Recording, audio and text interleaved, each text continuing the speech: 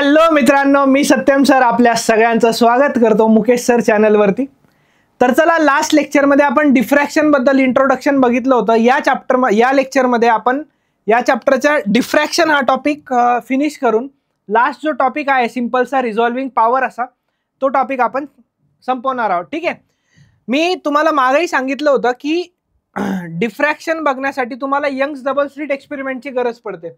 मी थोडंसं एक slide add करून यंग्स डबल स्लिट एक्सपेरिमेंटचे तुम्हाला फॉर्म्युले रिवाइज करून देतो। एक्झॅक्ट त्याच्या उलट आपल्याला इकडे येत असते डिफ्रॅक्शन मध्ये।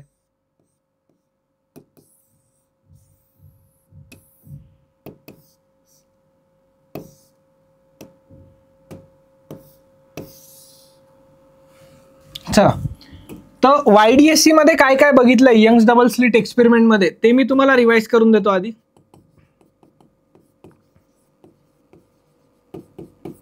YDSC मध्ये दोन होते बघा, एक कन्स्ट्रक्टिव्ह इंटरफरन्स होतं आणि एक डिस्ट्रक्टिव्ह इंटरफरन्स होता, बरोबर। पार्ट डिफरन्स साठी फॉर्म्युले काय येत होते? पार्ट डिफरन्स साठी इकडे फॉर्म्युला यायचा n लॅम्बडा कन्स्ट्रक्टिव्ह मध्ये, आणि डिस्ट्रक्टिव्ह मध्ये पार्ट डिफरन्स साठी फॉर्म्युला यायचा n-1/2 इंटू लॅम्बडा। यालाच आपण असं लिहायचं बघा, 2n-1 इंटू लॅम्बडा बाय 2 या फॉर्मॅट मध्ये लिहायचो।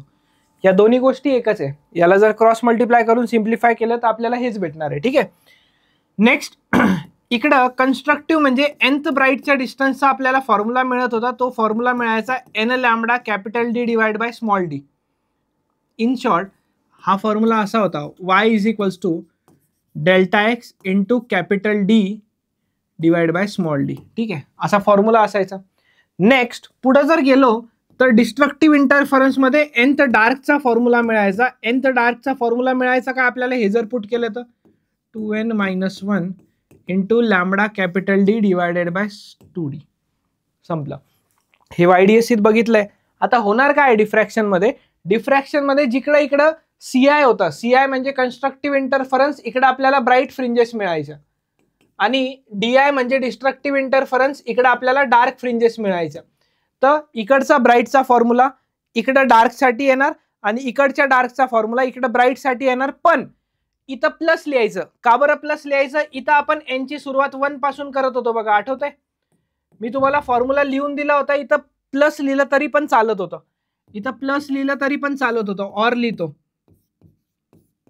प्लस लिहिलं तरी पण चालायचं। पण तेव्हा n च्या व्हॅल्यूची जी सुरुवात आहे ती n च्या व्हॅल्यूची सुरुवात आपल्याला करायची होती 0 पासून। क्लिअर? चला, डेरिवेशन वगैरे सगळं सेम आहे ऑलमोस्ट। डिफ्रॅक्शन ऑफ लाईट मध्ये काय असतं, हा डिफ्रॅक्शनचा सेटअप आहे। एकदम सिंपल असं डेरिवेशन सांगतो मी तुम्हाला डिफ्रॅक्शन मध्ये, थोडंसं लक्ष द्या। डिफ्रॅक्शन म्हणजे काय असतं? डिफ्रॅक्शन म्हणजे सिंगल स्लिट एक्सपेरिमेंट। YDSC मध्ये 2 स्लिट्स असायच्या, डिफ्रॅक्शन मध्ये सिंगल स्लिट असते। त्याचं जर एक्सपेरिमेंटल सेटअप दाखवायचं तर असं दाखवावं लागेल।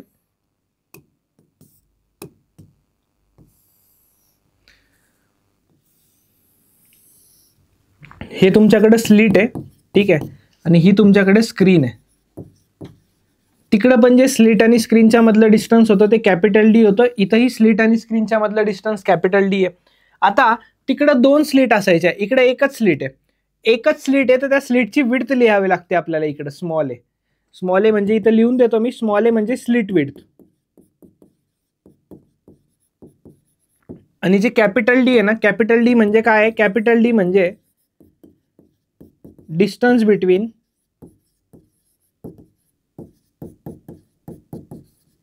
Slit and screen.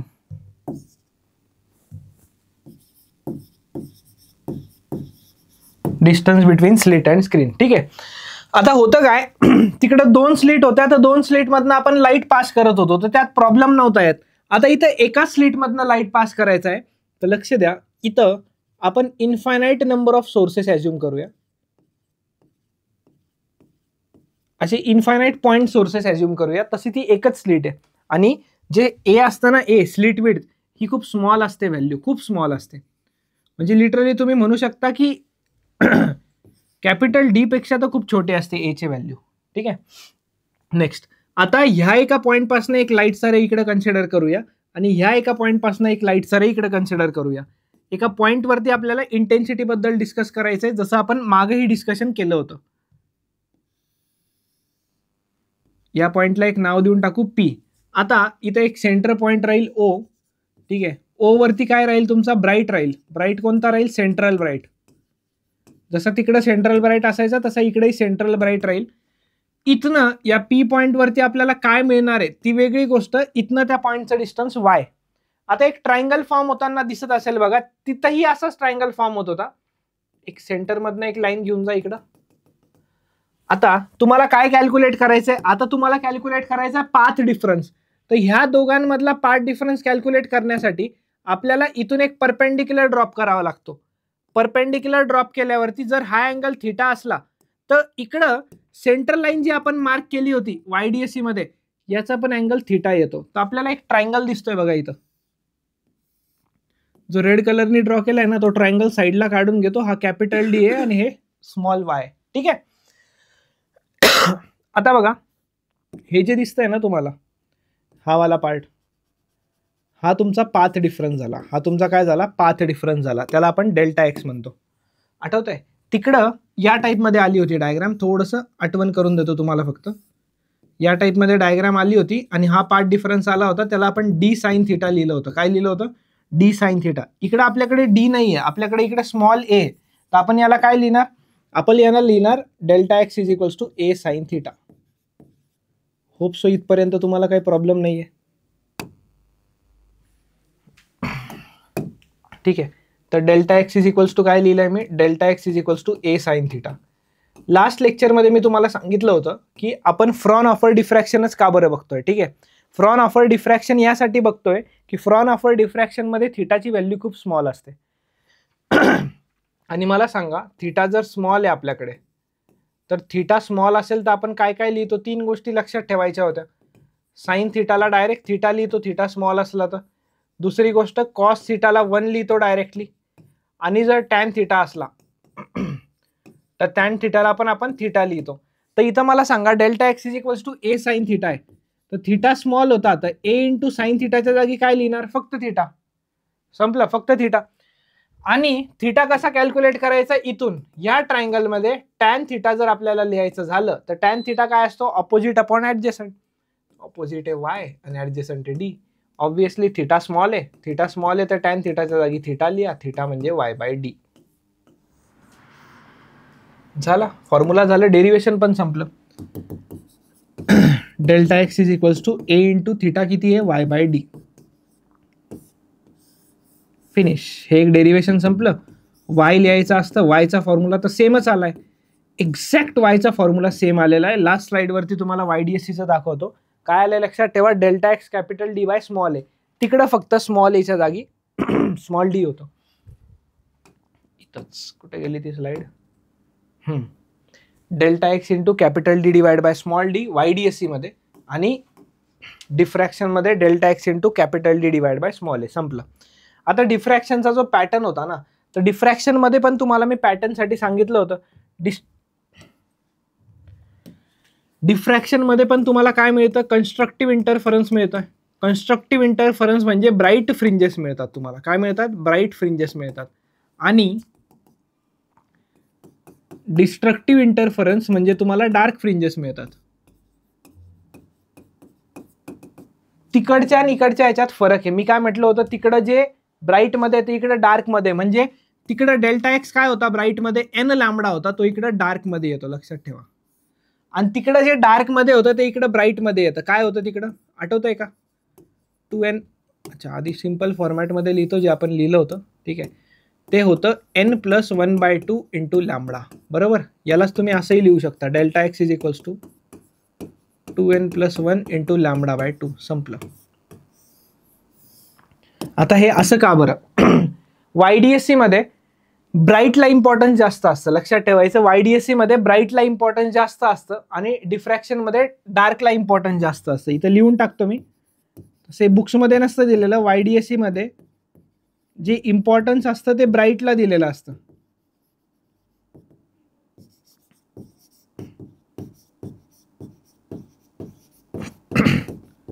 आणि डिफ्रॅक्शन मध्ये जे इम्पॉर्टन्स असतं, डिफ्रॅक्शन मध्ये जे इम्पॉर्टन्स असतं ते डार्कला दिलेलं असतं. हे लक्षात ठेवा.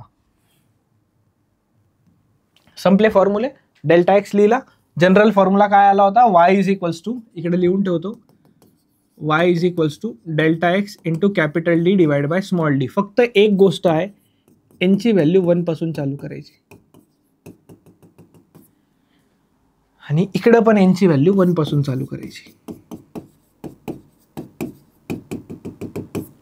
आता जर तुम्हाला nth ब्राईट पाहिजे असेल तर nth ब्राईट साठी डेल्टा एक्स ची व्हॅल्यू पुट करायची 2n+1 lambda capital D divided by small 2d. संपलं.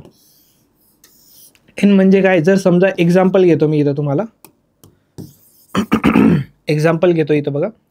एक्झाम्पल असं आहे की जर तुम्ही कुणी विचारलं तुम्हाला की पोझिशन ऑफ 5th ब्राईट कुठं आहे,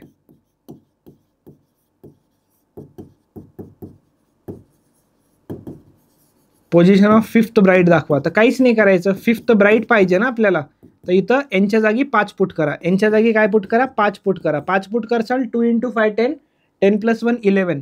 इथं फॉर्म्युला बनून जातो 11 lambda D divided by 2 × small A. Sorry, इथं मी चुकून डी लिहिलं होतं, स्मॉल ए. ठीक आहे, इकडं पण डी लिहिलं का, स्मॉल ए, स्मॉल डी YDSC तिथं. आणि जर डार्कसाठी बघायचं असेल तर nth डार्कचा जो फॉर्म्युला येतो आपला सेम, डेल्टा एक्सच्या जागी काय पुट करायचं, n lambda capital D divided by small a. संपलं. जर 5वा डार्क काढायचा तर एनची व्हॅल्यू 5 पुट करायची. 4th सेकंड डार्क विचारला तर एनची व्हॅल्यू 2 पुट करायची. संपलं. क्लिअर इथपर्यंत? हे झालं तुमचं डिफ्रॅक्शन बद्दल. हे काय झालं, डिफ्रॅक्शन बद्दल झालं. क्लिअर? आता याचा एक टेबल दिलेला असतो टेक्स्टबुक मध्ये बघा, हे डिफरन्स वाला टेबल. आता हा टेबल आपण पूर्णच्या पूर्ण स्टडी केलाय विड्थ वाला. आता फक्त याच्यात डिफ्रॅक्शन मध्ये काय राहिलंय, डिफ्रॅक्शन मध्ये विड्थ बघायचं राहिलंय. विड्थ कशी काढायची हे पण YDSC मध्ये डिटेल मध्ये बघितलं होतं. विड्थला W ने डिनोट करतो आपण. विड्थचा फॉर्म्युला तिकडे काय येत होता YDSC मध्ये, आठवतंय का, lambda capital D divided by small D. तर स्मॉल डीच्या जागी ए येतं. संपलं. पण हे सगळ्या फ्रिंजेस साठी other than CB, other than CB साठी. आता CB साठी या फॉर्म्युल्याला 2 नी मल्टिप्लाय करायचं. का बरं करायचं, एक ॲनिमेशन दाखवतो त्यात कळून जाईल तुम्हाला. सेंट्रल ब्राईटची जी विड्थ असती त्यासाठी त्या फॉर्म्युल्याला 2 नी मल्टिप्लाय करायचं, तर तो फॉर्म्युला होऊन जाईल 2 lambda D divided by small a. आता याला 2 नी का बरं मल्टिप्लाय करायचं ते सांगतो तुम्हाला, लक्ष द्या फक्त एकदा.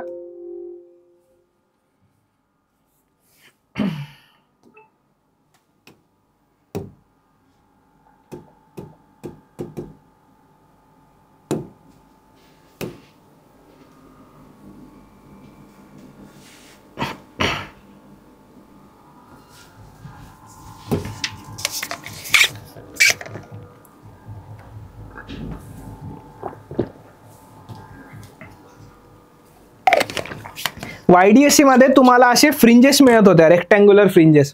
डिफ्रॅक्शन मध्ये तुम्हाला असे सर्क्युलर फ्रिंजेस मिळतात. तर हे जे सेंट्रलला ब्राईट मिळत आहे तुम्हाला, या सेंट्रल ब्राईटला जर असं तोडलं तुम्ही 2 पार्ट मध्ये, तर हे फक्त वरची विड्थ W देणार आपल्याला. पण याची विड्थ तर W+W डबल आहे ना, डबल आहे. म्हणून सेंट्रलची जी विड्थ असते त्याला आपण 2 टाइम्स करतो Wच्या. ठीक आहे, सेंट्रलच्या विड्थला 2 टाइम्स करतो Wच्या.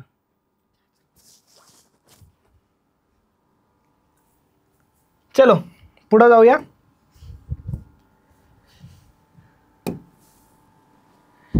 नेक्स्ट हा डिफरन्स एकदा बघा.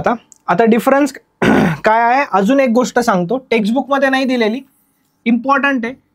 NCERT वगैरे मध्ये तुम्हाला हे मिळेल दिलेलं. ठीक आहे. YDSC मध्ये जो ग्राफ यायचा ना इंटेन्सिटीचा, इथं मी काय सांगणार आहे तुम्हाला, इंटेन्सिटीचा ग्राफ सांगणार आहे. आता ग्राफ दोन्हीकडे म्हणजे बोर्डच्या बुक मध्ये पण दिलेला आहे ग्राफ, पण त्याच्या व्हॅल्यूज नाही दिलेला. आठवत आहे YDSC मध्ये इंटेन्सिटीचा ग्राफ असा यायचा तुमचा. याच्यात इंटेन्सिटी इथं 0 असायची आणि हे जे पण व्हॅल्यूज आहेत ना, इथं इंटेन्सिटी 4I0 असायची. करेक्ट? आता डिफ्रॅक्शन मध्ये हा ग्राफ असा नाही येत. लास्ट लेक्चर मध्ये पण ॲनिमेशन दाखवलं आणि आत्ताच्या ॲनिमेशन मध्ये पण ते ऑब्झर्व होतं. तुम्ही व्हिडिओला मागे घेऊन बघू शकता की सेंट्रलला इंटेन्सिटी खूप जास्त आहे, मग कमी आहे, कमी आहे, कमी, हळूहळू इंटेन्सिटी कमी होतीये. तर सेंट्रलला इंटेन्सिटी खूप जास्त, मग त्यापेक्षा कमी, मग त्यापेक्षा कमी, आणि कमी होत होत ते 0 होऊन जातं. इकडे पण तसंच, कमी कमी आणि मग कमी होतो, हळूहळू 0 होऊन जाते.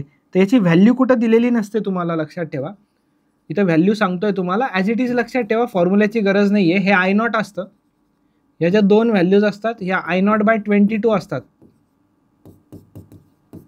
कशाच्या? हे तुमचं CB होतं, हा तुमचा फर्स्ट ब्राईट झाला, हा तुमचा सेकंड ब्राईट झाला. सेकंड ब्राईटवरती किती असणार? I0/61. आता कुणाला डाऊट येत असेल की डार्कसाठी काय सर? डार्कवरती तर अंधार आहे ना पूर्ण, त्याची इंटेन्सिटी किती येणार? 0. डार्कसाठी इंटेन्सिटी किती येणार? 0. आता आधीच सांगतो, हे ज्या व्हॅल्यूज आहे या बुकमध्ये नाही दिलेल्या, CET मध्ये पण अजूनपर्यंत क्वेश्चन नाही आलेला. नीट JEE तुम्ही या व्हॅल्यूज लक्षात ठेवायचं तर ठेवू शकता. ठीक आहे, चला, होप सो इथपर्यंत तुम्हाला काहीच प्रॉब्लेम नसेल. डिफ्रॅक्शन मध्ये फॉर्म्युले वगैरे सेम आहे, YDSCच्या उलटे, म्हणून आपण याला थोड्या स्पीडनी बघितलं.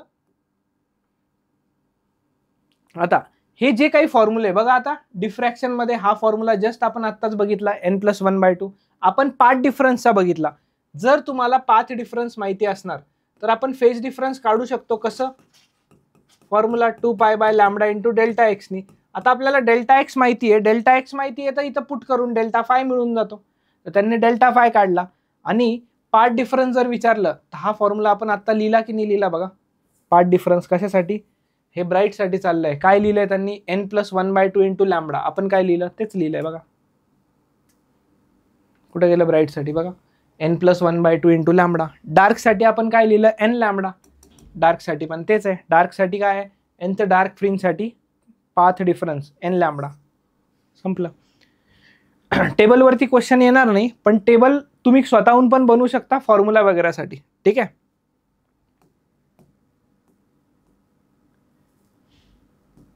Last topic, resolving power.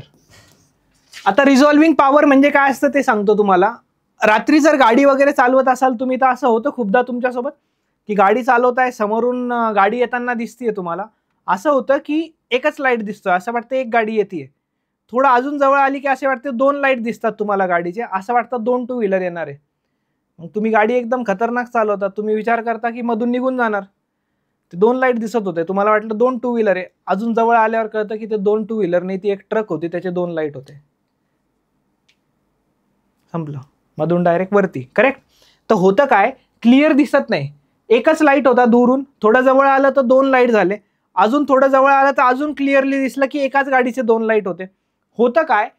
Images ज्या फॉर्म होतात ना, आपल्या इमेजेस ज्या फॉर्म होतात ना, त्या इमेजेसमध्ये 2 गोष्टी असतात. एक मॅक्सिमा असते इमेजचा आणि एक मिनिमा असतो इमेजचा. ठीक आहे. एक मॅक्सिमा असतो आणि एक काय असतो? मिनिमा असतो. तर जर मॅक्सिमा जवळ असला, मॅक्सिमा जर ओव्हरलॅप होत असला 2 इमेजेसचा जर मॅक्सिमा ओव्हरलॅप होत असला तर ती इमेज आपल्याला क्लिअर दिसत नाही. रिझॉल्विंग पॉवर हाच टॉपिक आहे. रिझॉल्विंग पॉवर म्हणजे काय? ते इमेज तुम्हाला किती क्लिअरली दिसते, किती चांगल्या प्रकारे रिझॉल्व्ह होऊन दिसते. ठीक आहे. इथं दिलं पण आहे बघा, ability to distinguish two physically separated objects as two distinct objects is known the resolving power of an optical instrument. Resolving power म्हणजे किती क्लिअरली तुम्ही वेगवेगळ्या प्रकारे बघू शकता, म्हणजे वेगवेगळं करून बघू शकता. समजा आता इथं जर मी 2 पॉइंट ड्रॉ केले, तर एक पॉइंट हा दिसतंय तुम्हाला क्लिअर 2 पॉइंट. अजून यांना जवळ घेतलं, आताही दिसतंय. अजून जवळ घेतलं मी यांना, आताही दिसतंय. आता अजून थोडंसं जवळ घेतलं मी यांना, तर तुम्हाला दिसेल नाही दिसेल, पण अजून थोडं दूर गेले तर तुम्हाला हा एकच पॉइंट दिसेल. का बरं? कारण की ही इमेज चांगल्या प्रकारे रिझॉल्व्ह नाही झाली आहे. रिझॉल्व्ह झालेली असती तर तुम्हाला अशी क्लिअरली दिसले असते. क्लिअर?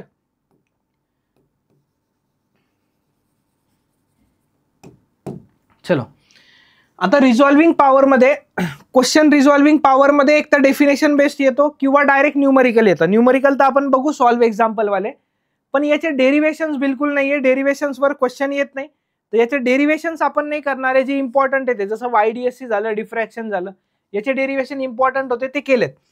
आता रिझॉल्विंग पॉवर जे असतं, रिझॉल्विंग पॉवरला आपण RP ने डिनोट करू किंवा तुम्ही याला फक्त R ने डिनोट केलं तरी चालेल.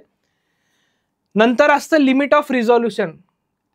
लिमिट ऑफ रिझॉल्युशन म्हणजे काय बघा, इथं डेफिनेशन दिली आहे. It is the minimum visual angle between 2 objects that can be resolve. म्हणजे जर समजा आपण बघतोय दोन ऑब्जेक्ट्सला, ठीक आहे, हे दोन ऑब्जेक्ट आहे, या दोन ऑब्जेक्टला आपण बघतोय, या समजा आपल्या आईज आहेत, तर याला क्लिअरली बघायला इथून हा एक पॉईंट आणि इथून हा एक पॉईंट, तर इथून काहीतरी अँगल सबटेंड होतोय ना डोळ्यावरती. समजा हा पेन जरी मी बघतोय तर हा पेन बघताना हा माझ्या आईज डोळ्यावरनं एक टॉप पॉईंट आणि एक बॉटम पॉईंट हे दोन जर बायसेक्ट झाले तर मला कळतं की पूर्ण पेन दिसतोय असा. तर काहीतरी अँगल असतो, त्या अँगलला आपण म्हणतो थिटा आणि तो असतो आपला लिमिट ऑफ रिझॉल्युशन. ठीक आहे.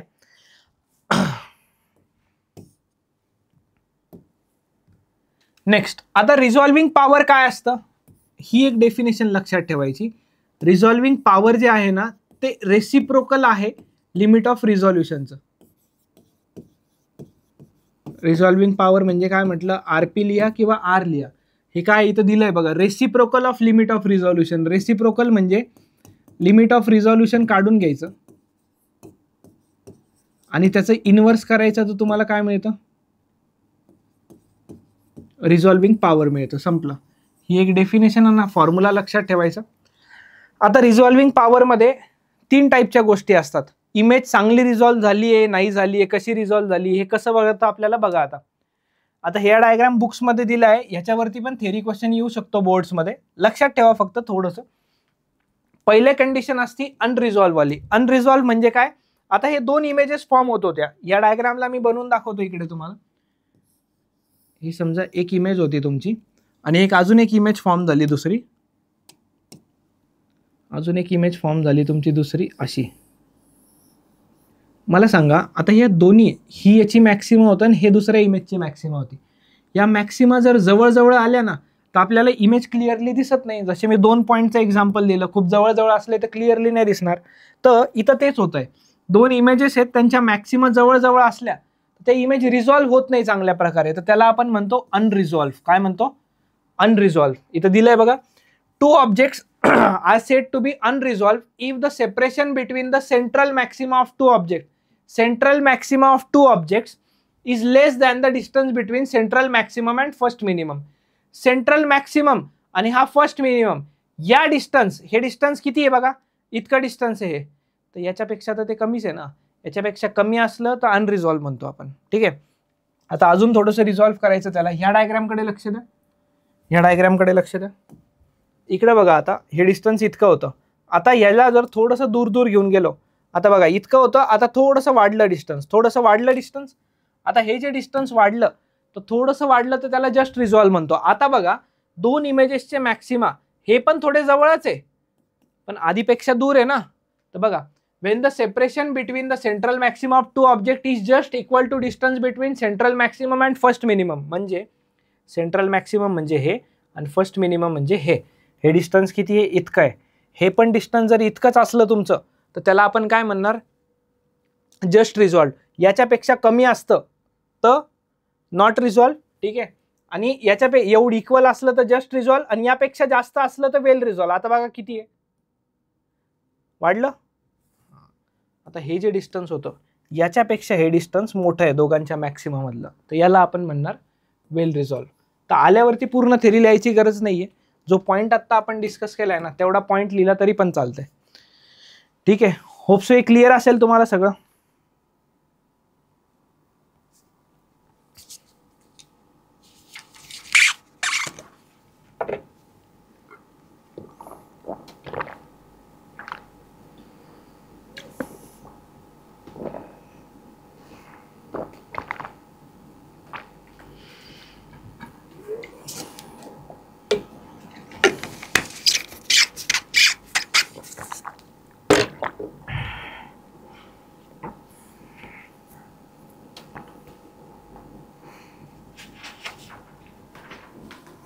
चला पुढे जाऊया.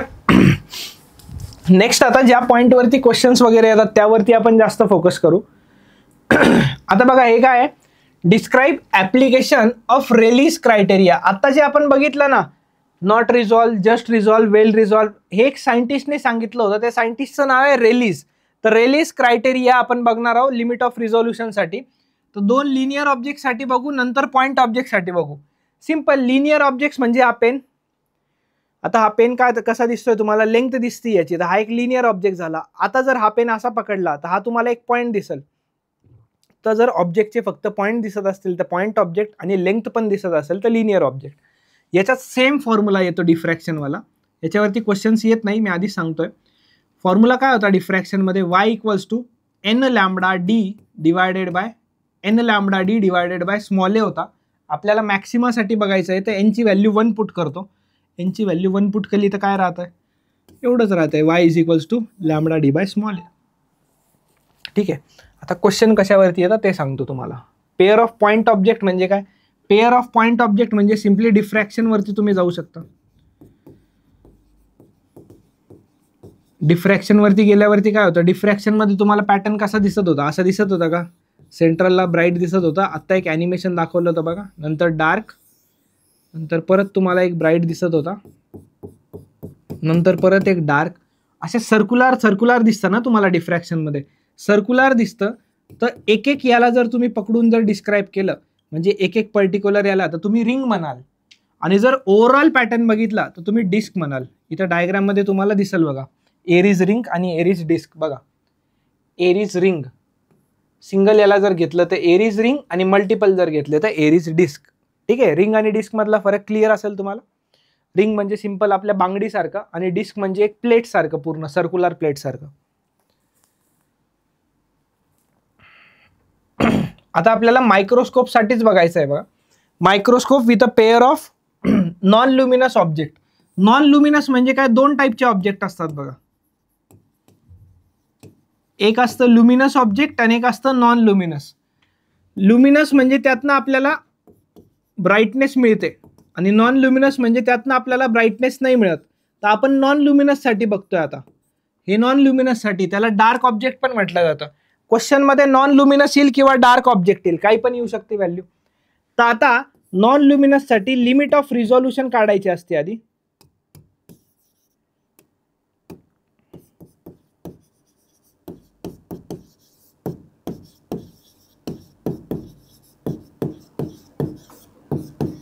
Small a limit of resolution, याचा फॉर्म्युला लक्षात ठेवा. स्मॉल एचा फॉर्म्युला येतो lambda divided by 2n into sine alpha. आता हे n काय आहे, अल्फा काय सांगतो. लॅम्बडा सगळ्यांना माहिती आहे. n म्हणजे जे असतं ना ते रिफ्रॅक्टिव्ह इंडेक्स असतं. कशाचा रिफ्रॅक्टिव्ह इंडेक्स, आपण तसं रिफ्रॅक्टिव्ह इंडेक्सला म्यूने डिनोट केलं होतं, आठवतं का. आणि फॉर्म्युला ॲज इट इज लक्षात ठेवायचे. तर n रिफ्रॅक्टिव्ह इंडेक्स आणि अल्फा अँगल तुम्हाला दिलेला असतो कशात, क्वेश्चनमध्ये, की किती डिग्री त्यांनी सेपरेट झालेले आहेत. ते दोन पॉईंट जे आहेत ते किती डिग्रीनी सेपरेट झालेले आहेत, त्याला आपण काय म्हणतो, अल्फा. तर अल्फा क्वेश्चनमध्ये दिलेला असतो, लॅम्बडा पण दिलेला असतो, तर सगळंच असतंय. अल्फा दिलाय, लॅम्बडा दिलाय, n दिलाय. लिमिट ऑफ रिझोल्युशन काढायला विचारू शकता किंवा रिझॉल्विंग पॉवर विचारू शकता. कसं येतं रिझॉल्विंग पॉवर, रिझॉल्विंग पॉवर काढायला आपल्याला लिमिट ऑफ रिझोल्युशनचा रेसिप्रोकल घ्यावा लागतो. लिमिट ऑफ रिझोल्युशनचा रेसिप्रोकल घेतला तर काय, याचं उलट 2n sine alpha divided by lambda. आता व्हेरिएशन सांगतो क्वेश्चन्सचे तुम्हाला. कधी कधी ए विचारल किंवा रिझॉल्विंग पॉवर विचारल. अजून एक गोष्ट येते याच्यात, न्यूमरिकल अपर्चर.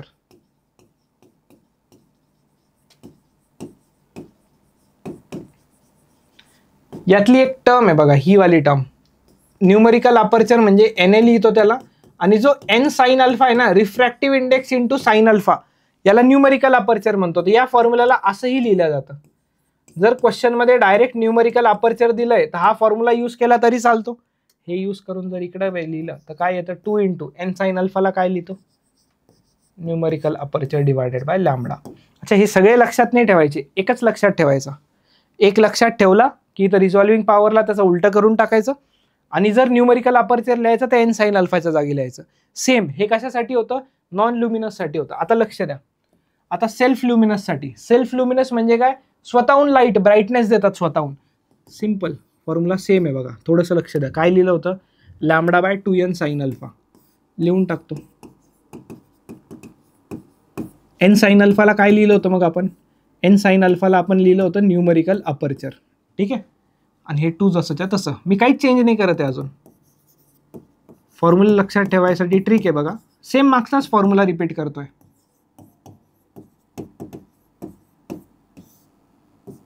उलट केलं याला फक्त, परत याला न्यूमेरिकल अपर्चर लिहिलं होतं, आठवतं? क्लिअर? काहीच नाही करायचं, एक 1.22 पार्ट डिफरन्सचा एक फॅक्टर येतो, तर त्या 1.22 नी इथं मल्टिप्लाय करायचं.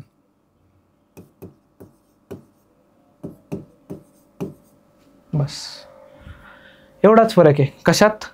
आधी नॉन लुमिनस होतं आणि आता काय, आता सेल्फ लुमिनस आहे. एवढाच फरक आहे 1.22चा. आणि बुकमध्ये तुम्हाला याला अजून सिम्प्लिफाय करून दिलंय. काय सिम्प्लिफाय करता याला? आता 1.22 डिवाइड बाय 2 केलं तर हे भेटणार 6.61 lambda divided bye numerical aperture. हे पण तसंच होऊन जाणार, उलट करा त्याचं फक्त, numerical aperture divided by 0.61 lambda. Clear? दोन टर्म्स, एक नॉन लुमिनस साठी, एक सेल्फ लुमिनस साठी. ठीक आहे. आता ह्या जर दोन गोष्टी झाल्या तर लास्ट टेलिस्कोप उरतो. आता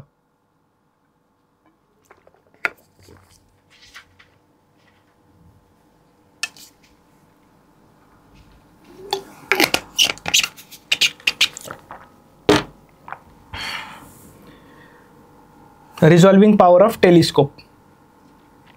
आता रिझॉल्विंग पॉवर ऑफ टेलिस्कोप बघा, लक्षात ठेवायचं, लिमिट ऑफ रिझॉल्युशन जे होतं ना ते डिस्टन्स असतं. मी एक स्लाइड बनवतो, लास्टला पूर्ण लिहून टाकतो ते एकावरती. Resolving power of a telescope is then defined as reciprocal of least angular separation.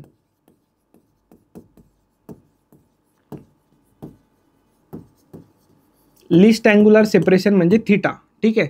तिकडे कसे फॉर्म्युले आले होते आठवतंय तुम्हाला? आता लास्ट फॉर्म्युला काय आला होता? 1.22 लॅम्बडा आला होता का? बस करेक्ट. इथं पण theta is equals to 1.22 lambda आणि डिवाइड मध्ये डी घ्यायचं. डी म्हणजे किती डिस्टन्सने ते ऑब्जेक्ट सेपरेटेड आहे. लॅम्बडा तर माहितीच आहे. डी म्हणजे किती डिस्टन्सने ते ऑब्जेक्ट सेपरेटेड आहे पहिली गोष्ट. थीटा म्हणजे लिस्ट अँग्युलर सेपरेशन. आणि रिझॉल्विंग पॉवर जो असतो ना टेलिस्कोपचा तो याचा रेसिप्रोकल असतो. तर याचा रेसिप्रोकल काय येणार? D divided bye 1.22 lambda. संपला विषय. हे तर संपलंय. आता आता एक लक्ष द्या, तुम्हाला एक स्लाइडवरती सांगतो, नोट पॉईंट म्हणून नंतर लिहून घ्या वाटल्यास. इतके फॉर्म्युले लिहायची गरज नाही वेगवेगळ्या याच्यावर.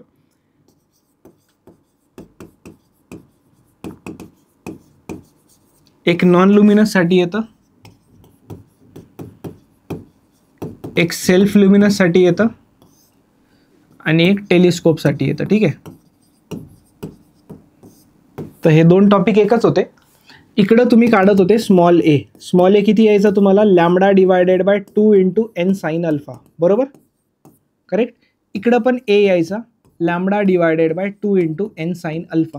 आता मी न्यूमेरिकल अपर्चर वगैरे नाही बघत आहे. ठीक आहे. इथं 1.22 नी मल्टिप्लाय करायचं होतं. इकडं ए म्हणजे डिस्टन्स असतं. आता कसं कळालं डिस्टन्स आहे? एन म्हणजे रिफ्रॅक्टिव्ह इंडेक्स, युनिटलेस. अल्फा अँगल आहे, युनिटलेस. तर हे युनिटलेस, हे लॅम्बडा राहिलं. लॅम्बडाचं युनिट मीटर असतं. तर ऑब्व्हियसली बघूनच कळतंय की ए जे आहे तो एक टाईपचा डिस्टन्स आहे, डिस्टन्स. ठीक आहे. आणि याला रेसिप्रोकल केला तुम्ही की रिझॉल्विंग पॉवर मिळतो. इकडं पण आणि इकडं पण सेम. इकडं काय मग? इकडं थीटा यायचं. थीटा काय? 1.22 लॅम्बडा बाय कॅपिटल डी. आता बघा, कॅपिटल डी म्हणजे डिस्टन्स, लॅम्बडा म्हणजे पण मीटर येतं, हे पण मीटर समजा, तर मीटर मीटर कॅन्सल. तर थीटा एक युनिटलेस येतं. तर इकडं ए म्हणजे डिस्टन्स होतं, इकडं थीटा म्हणजे अँगल आहे. तिकडं ए चा रेसिप्रोकल केल्यावर रिझॉल्विंग पॉवर मिळायचं. आता इकडं थीटाचा रेसिप्रोकल केल्यावर रिझॉल्विंग पॉवर मिळतो. संपलं. आणि या दोघांमध्ये एक कॉमन गोष्ट आहे, न्यूमेरिकल अपर्चर जर फक्त काढायचं तर एन साइन अल्फाला न्यूमेरिकल अपर्चर म्हणतो. बस इतकेच लक्षात ठेवा. संपलं. इतकेच फॉर्म्युले लक्षात ठेवा. संपला. क्लिअर? चला, याच्यानंतर एक टॉपिक असतो, जस्ट इन्फॉर्मेटिव्ह टॉपिक आहे बघा हा. रिझॉल्विंग पॉवर ऑफ टेलिस्कोप मध्ये right a short note on radio telescope. Exam मध्ये आला नाहीये कधीच. याच्यामध्ये फक्त दिलेलं आहे तुम्हाला की कुठं कुठं रेडिओ टेलिस्कोप्स वगैरे यूज झाले. बघा इथं एक GMRTचं एक्झाम्पल आहे, जायंट मीटरवेव्ह रेडिओ टेलिस्कोपचं एक्झाम्पल पुणेमध्ये, नारायणगाव पुणेमध्ये. तर त्याचं एक्झाम्पल आहे फक्त, याच्यावरती क्वेश्चन्स वगैरे नाही येणार तुम्हाला. दोन सॉल्व्ह एक्झाम्पल्स आहेत ते आपण बघू एकदा. एक मिनिट आहे का? हा, दोन सॉल्व्ह एक्झाम्पल आहे ते आपण बघू. लास्ट 7.7 आणि 7.8 चॅप्टर संपून जाईल. हे वाला फक्त रीड करून घ्या इन्फॉर्मेटिव्ह पर्पजसाठी, की त्याचं फ्रिक्वेन्सी वगैरे किती आहे, सगळ्या व्हॅल्यूज दिलेल्या आहेत तिथं.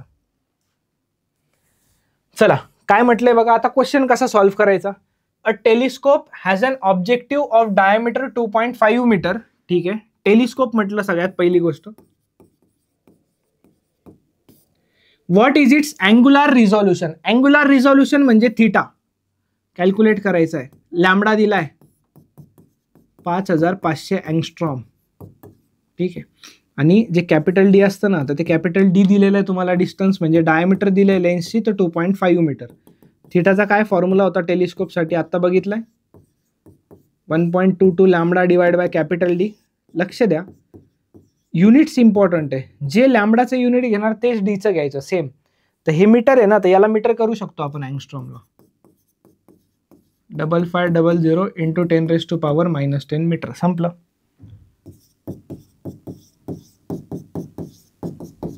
याला काय कन्वर्ट करायची गरज नाही. आता अँगल जो असतो ना आपला, अँगलचं युनिट काय असते, रेडियन असतं. अँगल युनिटलेस असतं, त्याला आपण सप्लिमेंटरी युनिट्स देतो. बघा आता कसं कॅल्क्युलेशन करायचं याचं. 1.22 इंटू याला मी लिहू शकतो 550 किंवा 5500 जरी ठेवलं तरी चालतं. इंटू 10 इथं मी लिहिणार -9. आता हे -9 कसं आलं, इकडं खाली 2.5 होतं ना, तर याला मी 2.5 इंटू 10⁻1 येतं. याला पॉईंट काढून 25 इंटू 10⁻1 लिहिलं, -1 वरती +1, तर -10 + 1 -9. आता बघा 25 टू 50, 5 उरलं 50, 2 0 220. तर याच्यावरनं थीटा आपण कॅल्क्युलेशन करू शकतो. 1.22 इंटू 220 इंटू 10⁻⁻10 रेडियन. हा 0 आणि हा पॉईंट गेला, इथं राहिलं 12.2. 22चा टेबल येतो आपल्याला, 12.2 आहे इथं. 22 इंटू 2 44, 22 इंटू 2 44 प्लस ते 4 आधीचे 48, 22 × 28, 268 इंटू 10⁻⁻9 रेडियन. चेक करून घ्या आन्सर, तुम्ही टेक्स्टबुकमध्ये मिळेल तुम्हाला.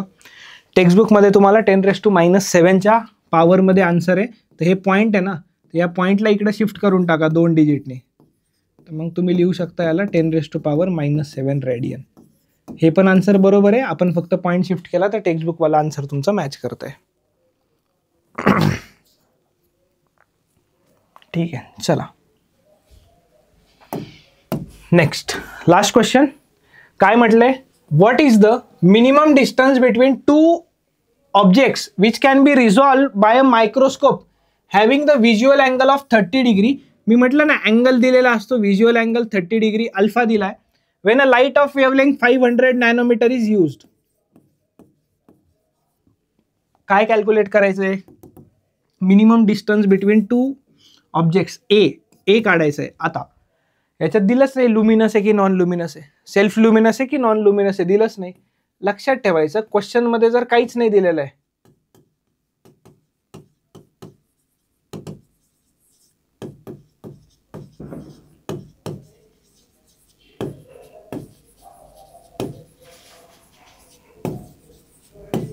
काहीच नाही दिलेलं आहे तर ॲज्युम ॲज सेल्फ लुमिनस. काहीच नसतं दिलेलं तर सेल्फ लुमिनस घ्यायचं, आणि दिलेलं असलं तर ते फॉर्म्युला घ्यायचे. आता सेल्फ लुमिनसचा काय फॉर्म्युला लिहिला होता आपण, आत्ता फॉर्म्युले बघितले आपण. Self luminous 1.22 lambda divided by 2n sine alpha. आता n पण नाही दिलेला बघा, 1.22 lambda divided by 2n sine alpha. लॅम्बडाचा प्रॉब्लेम नाही, अल्फाचा प्रॉब्लेम नाही, एनचा प्रॉब्लेम आहे. आता काही मीडियम काहीच दिलं नाही ना त्याच्यात.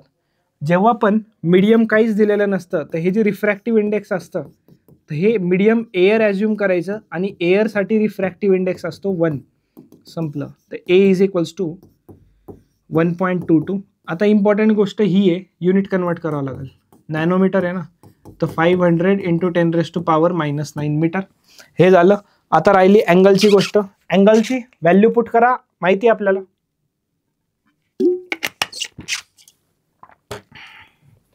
1.22 लॅम्बडा होतं, 500 इंटू 10⁻⁻9 2 इंटू n1, आणि अल्फा माहिती आहे ना 30, तर डायरेक्ट साइन 30 डिग्री 1/2. संपला. हे टू कॅन्सल, वरचं कॅल्क्युलेशन करा, झाला विषय संपला. हे 2 0 हा पॉईंट कॅन्सल. 122 इंटू 5, 5 2 जा 10, 5 2 जा 10 प्लस 1 11, 5 1 जा 5, 610 इंटू 10⁻⁻9 मीटर. किंवा जर याला तुम्हाला नॅनोमीटरमध्ये लिहायचं तर डायरेक्ट लिहू शकता 610 नॅनोमीटर. बुकमध्ये मीटरमध्ये असेल तर हे ऑप्शन चेक करा, नॅनोमीटरमध्ये असेल तर हे चेक करा. ठीक आहे, होप सो तुम्हाला कळाले असणार एक्झाम्पल्स वगैरे, डिफ्रॅक्शन वगैरे सगळं. ठीक आहे, तर या प्रकारे आपला वेव्ह ऑप्टिक्स चॅप्टर संपलाय. नेक्स्ट चॅप्टर तुमचे सुरू होतील आता सिक्वेन्सनीच. ठीक आहे, तर आपण भेटूया नेक्स्ट चॅप्टरमध्ये. तर चला, जाता जाता व्हिडिओला लाईक करा, कॉमेंट करा, व्हिडिओ कसा वाटला तुम्हाला, लेक्चर कसं वाटलं. चला, thank you, bye bye, take care.